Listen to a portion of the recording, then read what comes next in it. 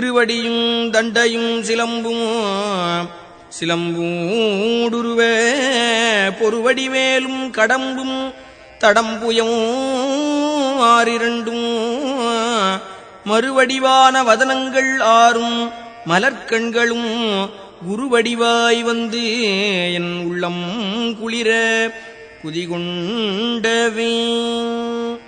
பொருள்: திருமுருகப் பெருமானுடைய திருவடிகளும் அவற்றில் விளங்கும் தண்டை அணிகலனும் உள்ளே மணிகள் ஒலிக்கும் சிலம்பும் கிரஞ்ச மலையைத் தொலைத்து போர் செய்து கூர்மையான வேலாயுதமும் கடப்ப மலர் மாலையும் அம்மாலைகளுடன் கூடிய விசாலமான 12 புயங்களும் பொருந்திய அழகு மிக்க 6 திருமுகங்களும் குருமூர்த்தியாக எழுந்தருளி வந்து அடியேனுடைய மனம் குளிருமாறு ஆனந்தக் கூத்தாடின.